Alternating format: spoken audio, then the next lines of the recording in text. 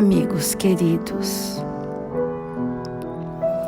com muita alegria em nossos corações, nos envolvemos nesta hora com este ambiente espiritual preparado para nos receber, este ambiente sereno, simples,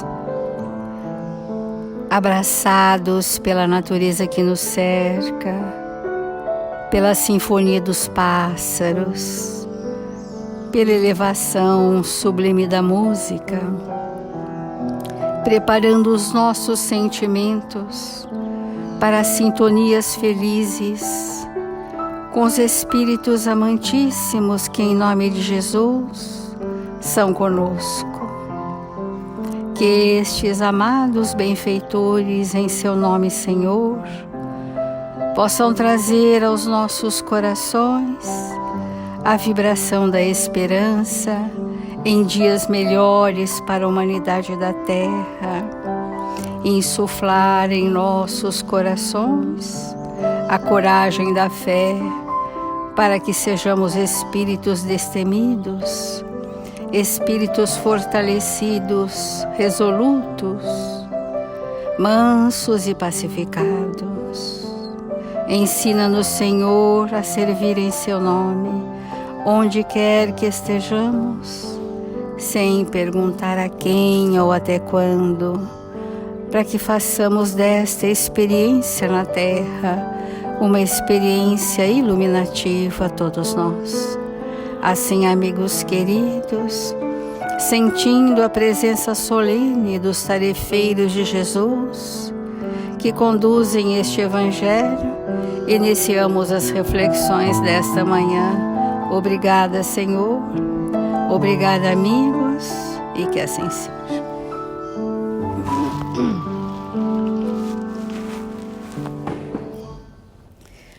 Do Evangelho segundo o Espiritismo, capítulo 12, Amai os vossos inimigos.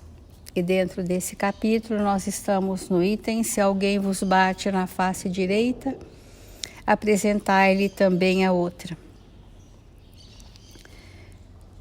Vamos refletir sobre isto. Por essas palavras, Jesus não interditou a defesa, mas condenou a vingança. Em dizendo para apresentar uma face quando a outra foi batida, é dizer sob outra forma que não é preciso retribuir o mal com o mal, que o homem deve aceitar com humildade tudo o que tende a rebaixar-lhe o orgulho, que é mais glorioso para si ser ferido do que ferir, suportar pacientemente uma injustiça do que ele próprio cometer uma. Só a fé na vida futura e na justiça de Deus, que não deixa jamais o mal impune, pode dar força de suportar pacientemente os golpes dirigidos contra os nossos interesses e o nosso amor próprio. Por isso dizemos incessantemente: dirigi vossos olhares para a frente, quanto mais vos eleveis pelo pensamento acima da vida material, menos sereis magoados pelas coisas da terra. É muito importante, esse tema todo, dizendo o que é oferecer a outra face. É retribuir o mal com o bem. Vamos deixar bem claro. O que é oferecer outra face? É retribuir o mal recebido pelo bem que já está construído em nós. Ora, se nós não temos um repertório do bem muito estruturado em nós, ou um arcabouço de sentimentos expressivos, quando o outro nos fere, nós feriremos também. Porque não temos o que doar. O revide, a vingança, vem da ausência do que doar. O espírito que somos nós, precisamos ter claro qual é a bagagem de sentimentos elevados que já faz parte da nossa identidade espiritual. Qual é? Nós temos que identificar, porque é com esta que eu tenho o que doar. Eu posso ter muitos afazeres, ser uma pessoa esmerada em tudo aquilo que faz, mas não ter a construção dos sentimentos nos relacionamentos desafiadores. E por isso que nós sempre nos sentimos ofendidos. Porque o espírito que já traz alguns sentimentos mais nobres, ele não se sente ofendido. Ele sente compaixão do outro, que está em desequilíbrio. Então vamos pensar, porque nós estamos fechando hoje esse item para abrir amanhã o outro item, que é a continuidade. Nós precisamos fechar sentindo em nós, né? Que as mágoas, os ressentimentos, os melindres, as ofensas chegam para nós porque encontram em nós similitude fluídica, encontram correspondência. E essa vitimização não existe, é uma criação nossa, para justificar a nossa inação no bem. Quem é o vitimizado? Aquele que está desativado da ação no bem. E, portanto, ele permanece encrudecido na posição de quem é o ofendido. E Jesus está nos mostrando que é 1000 vezes preferível receber uma ofensa do que ofender. Receber o mal do que fazer o mal. Isso precisa ter claro para nós sairmos do mal-estar que nós vivemos, né? O mal-estar que ainda permanece em nossos sentimentos é derivado da ausência do bem, porque o bem é o bem-estar, né? É o bem que é os sentimentos nobres, que aquela pessoa talvez seja a única na minha encarnação que vai fazer eu construir um sentimento que eu não possuo. Olha que desafio importante, né? Então, o mal só pode ser visto com a luz da justiça de Deus, que é do que nós falaremos no próximo item amanhã. O que é mesmo a justiça divina? E hoje, para a gente fechando esse tema do oferecer a outra face, a gente trouxe novamente uma mesma lição, mas ela é mais pertinente a esse item, que diz assim: anti-ofensas. Está também no livro Ceifa de Luz. Anti-ofensas. A fim de atender à recomendação de Jesus, amai-vos uns aos outros como eu vos amei, não te colocarás tão somente no lugar do irmão necessitado de socorro material, para que lhe compreendas a indigência com segurança. Não só isso é importante. E nós vamos falar muito sobre isso na Justiça Divina, quando a gente passar para o próximo item. Se nós estamos já sabendo nos colocar no lugar do outro, ou ainda estamos no conforto do bem-estar pessoal, né? Se nós já temos essa prática de nos colocar mesmo no lugar do outro, necessitado de socorro, né? Situar-te-ás também na posição daquele que te ofende, para que lhe percebas a penúria da alma, de modo a que lhe estendas o concurso pessoal. Então, o Emmanuel está nos convidando a compreender, né, o quanto a gente julga sumariamente as pessoas que estão em desequilíbrio, e são essas que precisam muito de nós, né? Então, talvez seja no clima de enganos lamentáveis, dos quais se retirará mais tarde, em penosas condições de arrependimento. Às vezes a pessoa está num estado de culpa e remorso, eu diria mais, né? Culpa e remorso, que faz com que as suas ações fiquem totalmente desconectadas da verdade. Talvez estejam sofrendo a pressão de constrangedores processos obsessivos, e a nossa leitura é um comportamento externo, mas aquele ser se debate, às vezes vinculados a legiões. Quem estará por eles, né? Quem estará por eles? No livro Memórias de um Suicida, um dos momentos, existe uma preparação de trabalhadores. E esses trabalhadores que vão enfrentar as furnas, as trevas mais densas, né? Eles precisam ter um preparo para sentir a dor do outro, para ter compaixão e piedade, para isentar-se do julgamento e da crítica, porque do contrário não poderão ir. O instrutor espiritual não permitirá que saiam em caravanas, porque falta o recurso. Então, estão sob processos obsessivos, né? Carregando moléstias ocultas, a moléstia da alma, né? A moléstia do ser espiritual, não do espírito, mas do ser espiritual, ela muitas vezes não aparece. O que aparece são comportamentos desajustados, mas a gente está longe de ver a verdadeira moléstia que aquele espírito carrega. Evidenciando propósitos infelizes sob a hipnose da ambição desregrada, de que se afastará um dia sob os desencantos da culpa. Ele pode estar agindo com a irresponsabilidade decorrente da ignorância, porque quando estamos crianças espirituais, o traço predominante é a inconsequência.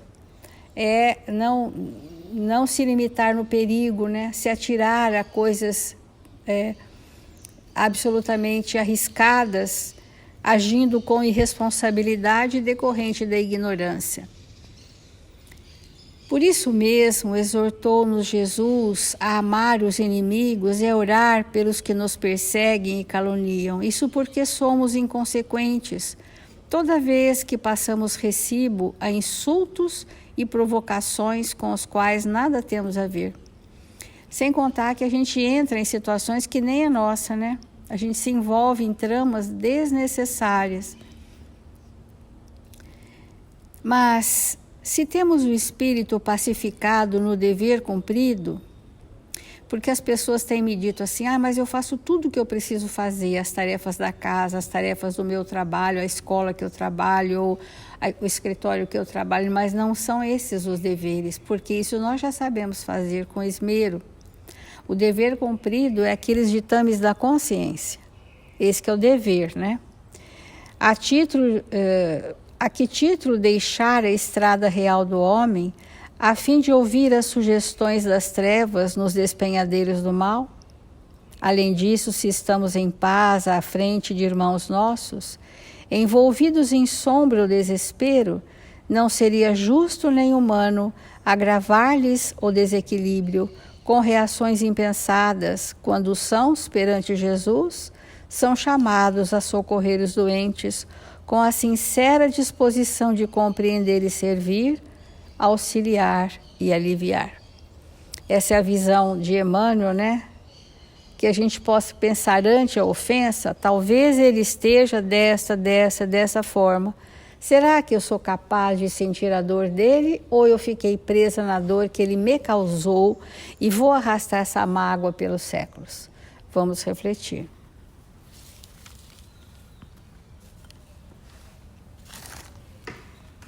A importância nesse momento, irmãos, de buscarmos nos libertar definitivamente de tudo aquilo que nos prende,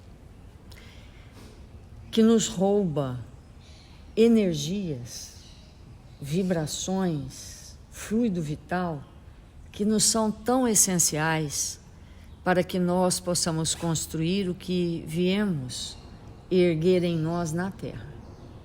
Então, toda vez que nós nos indispomos com alguém, quando nós ficamos chateados por alguns minutos, com raiva por algumas horas, com ódio por dias, semanas, anos, nós estamos desperdiçando o maior patrimônio que Deus, na sua infinita bondade, nos concedeu para que nos fizéssemos melhor, que é o tempo. Não tem, todos nós sabemos, não tem uma dor maior para o espírito, quando ele chega no mundo espiritual, perceber que perdeu tempo, com bobagem. com aquilo que não tinha nenhum significado para ele. E obviamente que as dissensões, esses movimentos de ódio, de raiva, de ressentimento, de mágoa, fazem parte dessa perda de tempo em nossas vidas. E nós vamos chorar lágrimas de sangue, com certeza, ao percebermos isso. É necessário que nos evangelizemos para que não caiamos nessas armadilhas. Não fiquemos presos de maneira nenhuma a nenhum tipo de ressentimento, porque isso denota a nossa inferioridade moral. Qualquer tempo preso, porque você falou, porque você não falou, porque você fez, porque você não fez, né? Então, essas bobagens, elas mostram o quanto somos infantis, bebezinhos espirituais, precisando realmente todo o tempo todo, de um colo quentinho para nos mantermos equilibrados, enquanto que o espírito, ele deve estar pronto para os maiores desafios e superá-los com a sua fé, superá-los com aquilo que ele sabe que é a verdade. E dentro desse contexto, nós estamos sendo convidados a profundas reflexões. Por que existem pessoas que são melindrosas? Por que existem pessoas que se melindram com tudo? Não suportam de maneira nenhuma que alguém mencione uma de suas milhares de dificuldades. Por que existem pessoas que não toleram ser contrariadas? Ninguém pode dizer nada, falar nada, porque a pessoa desarmoniza, né? Então, que tristeza, irmãos, que tristeza estarmos ainda nessa situação. Porque tudo isso é ausência total do entendimento do espírito que somos. Isso é um estado profundo de ignorância e um estado de instabilidade que vai nos conduzir a essa perda de tempo que nós costumamos vivenciar na nossa vida. É necessário nos fortalecer, compreender uns aos outros, não ficar parado no que o outro disse ou fez ou deixou de dizer, e contribuirmos, nos sentirmos contribuindo efetivamente com o bem. Então, diante disso, nós vamos ler um texto da Meimei, do livro Amizade, intitulado Sedativo. Então ela diz assim: é possível te encontres sobre impacto de aflitiva agitação. É quase impossível no mundo de hoje nós não estarmos agitados por aflições, de qualquer natureza. Mas a recomendação desses espíritos muito à frente do nosso tempo, extremamente equilibrados, se resume numa frase que ela vai dizer a seguir. Ela diz assim: diante dessas aflições, dessas agitações íntimas, pacifica e serve, espera e trabalha. Pacifica e serve, espera e trabalha. A importância dessas recomendações na hora da aflição que nós nos encontramos quando alguém nos ameaça o equilíbrio, quando alguém se comporta de uma maneira inesperada para nós, que no nosso entendimento revela uma falta de respeito, um desamor, um menosprezo, algo nesse sentido. Então, pacifica. O que é isso? Pacifica. A paz, ela nasce na consciência. Olha para aquela situação e se pergunte: quão responsável eu sou por esta atitude? Se eu tenho alguma responsabilidade, e aí, irmãos, não é tão fácil a gente responder essa pergunta no sentido negativo. Não, eu não tenho responsabilidade. Porque quando nós fazemos essa pergunta, nós vamos observar o aqui e o agora. Mas nós não somos espíritos circunscritos ao aqui e agora.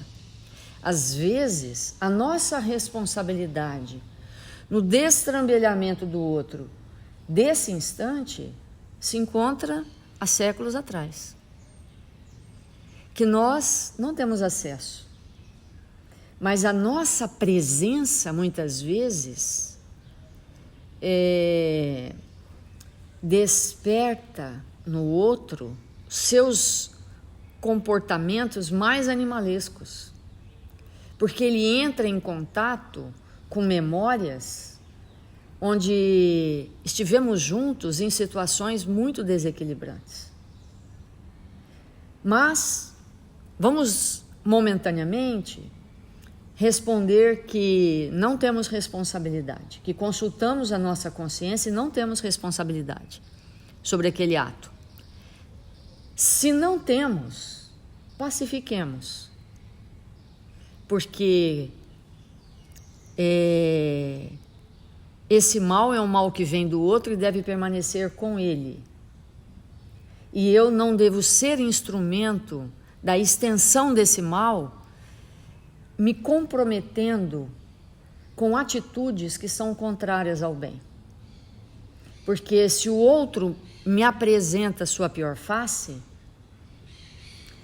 e eu não tenho responsabilidade sobre aquele ato, ou pelo menos não consigo enxergar naquele instante, se eu me comportar como ele, se eu desenvolver um sentimento de animosidade, de mágoa, de raiva, de ódio, naquele instante eu passo a ter uma consciência intranquila, porque não foi isso que Jesus nos ensinou.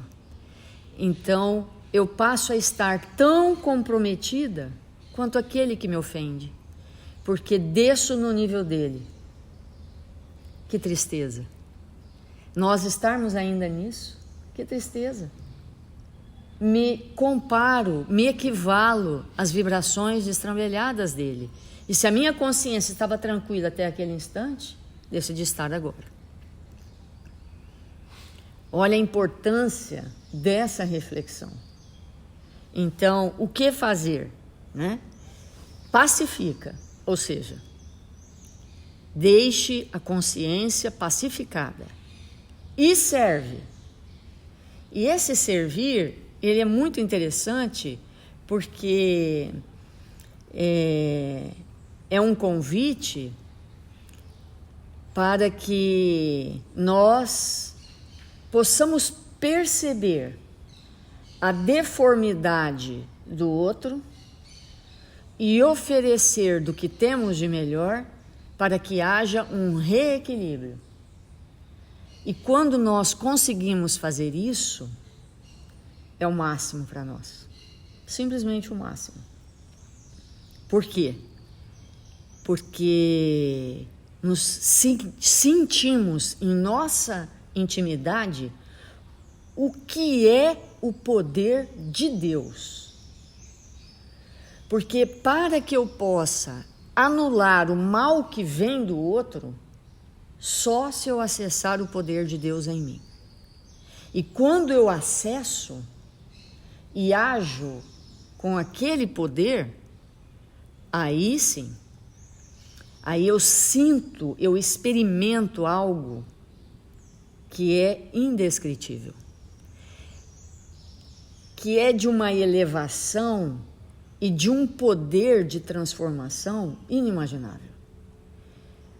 Eu quero acreditar que muitos de nós já conseguimos experimentar isso uma vez na vida. E se experimentamos, sabemos o que isso significa. Como nós nos sentimos ao acessar o poder divino que está em nós, Deus em nós. Por isso a recomendação de Meimei: pacifica e serve. Espera e trabalha. Esse espera, né, não é uma espera ociosa, é uma espera ativa.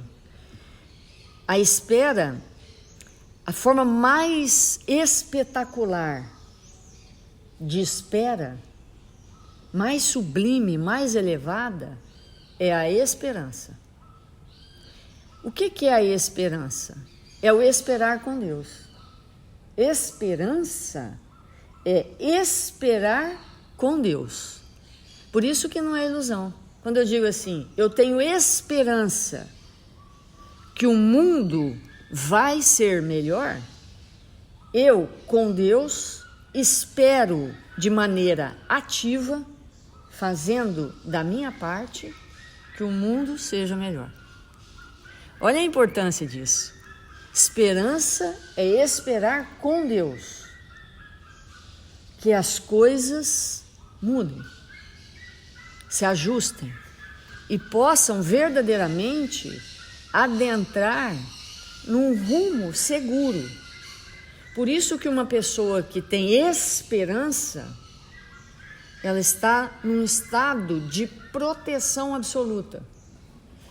Nós vamos ver, então, pessoas muito próximas de nós, amigos, irmãos, companheiros, que nesse instante das suas existências estão dotados de profunda esperança, porque são espíritos que enfrentam problemas gravíssimos, gravíssimos, e estão esperançosos.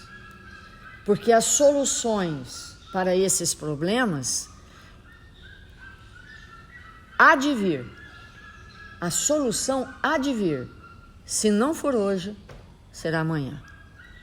E esses espíritos vão conduzindo as suas vidas, as suas existências, com exemplo para nós. São espíritos que nos inspiram profundamente a viver de maneira equilibrada. Então é uma pessoa que tem às vezes uma doença incurável e ela exemplifica que ela não é só corpo, que ela é espírito. É uma pessoa às vezes que tem um problema familiar que não será solucionado nessa existência de maneira nenhuma, e o Espírito exemplifica falando: necessitamos dessas lições divinas. São aqueles espíritos que, ante problemas graves, mostram para a humanidade que esperar com Deus é a solução. Então, quão grande é esse movimento desses espíritos que nos ensinam isso. E a palavra trabalha, porque trabalho, segundo os espíritos nos elucidaram no livro dos espíritos, trabalho é toda a ação útil. Toda ação útil. Então, haja utilmente, faça das suas horas, dos seus dias, um tempo extremamente útil para você e para aqueles que te cercam. Considerando que a raiva, o ódio, a vingança, a intemperança, o ressentimento é a máxima inutilidade do espírito, que além de ser inútil, todas as vibrações densificadas no perispírito terão que ser retiradas num futuro breve ou distante através de doenças graves no corpo físico. Então, trabalhar significa dar utilidade ao tempo. Vamos considerar isso e nos libertar, irmãos, de todo o mal que há em nós, nos ajustando, perdoando, amando todos aqueles que nos cercam. Vamos fazer a nossa prece.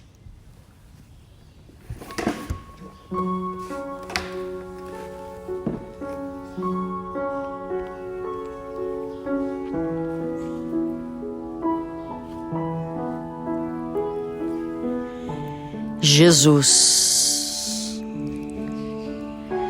divino amigo das nossas vidas, que alegria, Senhor, iniciarmos o nosso dia buscando o Evangelho,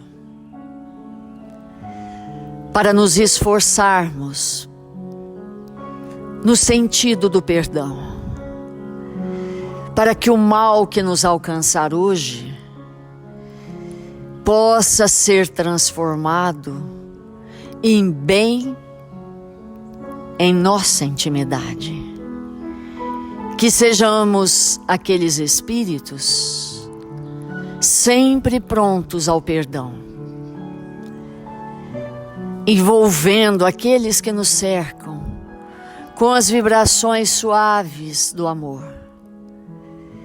Sejamos aqueles a compreender, a intensificar mais e mais, Senhor, o entendimento das leis divinas em nossas vidas, desculpando e amando, compreendendo e servindo, trabalhando sempre em Seu nome, Senhor.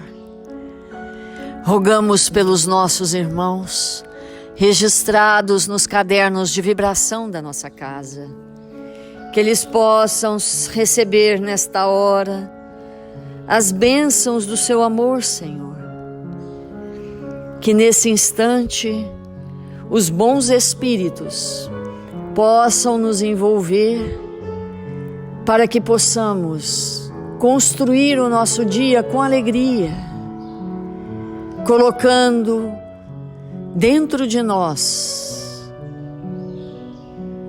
elementos luminosos pela vivência no bem.